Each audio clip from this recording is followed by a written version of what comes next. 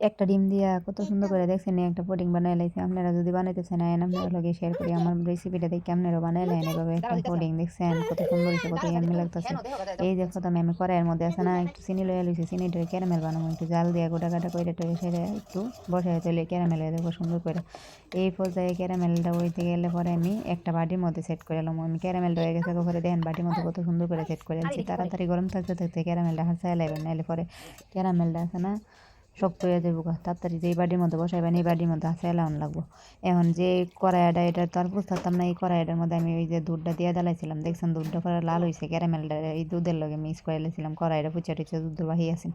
পরে এই যে একটা ব্লেন্ডারের মধ্যে আমি এই দুধটা লইয়া লিছি, দুধটা লইয়া লইয়া সেটা পরে আমার এনে দেখতেছেন ব্লেন্ডারের জারের মধ্যে দুধটা লইয়া সেটা পরে দিছি একটু ভ্যানিলা এসেন্স আর একটু মুড়ি দিছি। আমি সবসময় পুডিংয়ের মধ্যে আছে না রুটি দিই, তখন দেখা যায় সাবস্ক্রাইব ঘরের মধ্যে রুটি নাই, এর লাগে একটু মুড়ি দিয়ে দিছি, তাইলে পুডিংটা একটু স্মুথ কম থাকে, একদম পিছলা পিছলা থাকলে আমার কাছে পুডিংটা ভালো লাগে না। পরে দিয়ে দিছি একটা কলা দেওয়ার পরে একটা ডিমে দিয়ে দিছি দেখছেন নি।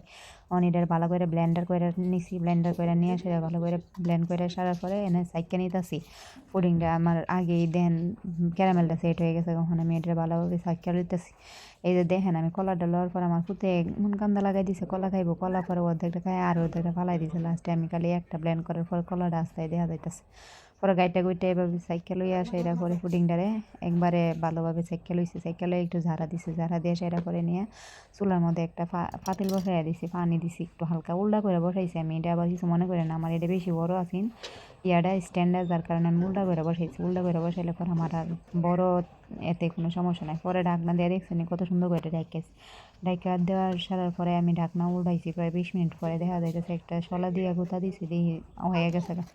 একটু ঠান্ডা হয়েছে পরে পানি দিয়ে ভালো করে একটু ঠান্ডা করে নিয়েছি, ঠান্ডা হয়েছে পরে দেখেন পুডিংটা আমি এখন মোল্ড থেকে আনমোল্ড করবো। দেখেন কত সুন্দর করে পুডিংটা একবার হয়েছে দেখছেন, এক ডিম দিয়ে তো আবার কত স্মুথ দেখা যাইতেছে পুডিংটা, অনেক মজা হয়েছে। এখন আমি বাসনটা লইতেছি উপরে, উপরে না লইলে আবার পুডিংটা সুন্দর করে খুলতো না, এখন তার পাতে ফুটকির মধ্যে একটা দেখছেন কত সুন্দর করে খুলে গেছে। হ্যাঁ পুডিংটার কালারটা দেখছেন কত সুন্দর হয়েছে। এমনি এভাবে আপনারাও বানাইতে পারেন বুঝছেন, একটা ডিম দিয়ে পুডিং বানাইতে বেশি ডিম লাগে না। এই যে দেখেন কত সুন্দর হয়েছে পুডিংটা। এরকম সুন্দর করে পুডিং বানাইতে চাইলে আমার এই রেসিপি দেখে আপনারাও বানায় দেখেন আর খায়া করেন কি মজা লাগে। আর আমি তো পুডিংয়ে সবসময় রুটি খাই, আমার কাছে পিছলা পিছলা পুডিংটা যেহেতু মজা লাগে না। এই যে পুডিংটা একটু একটু কুটকুট করে আমার পুতেরা খাওয়াইতেছে, আমার পুতে কইতেছে আমার দারুণ দারুণ ইয়াম্মি ইয়াম্মি। আমার ফুটটা 2 বছর বয়স হয়েছে, ছেলেটা এখন একটু একটু কথা কইতে আর টেন্না টেন্না কথা কই, এমন ভালো লাগে।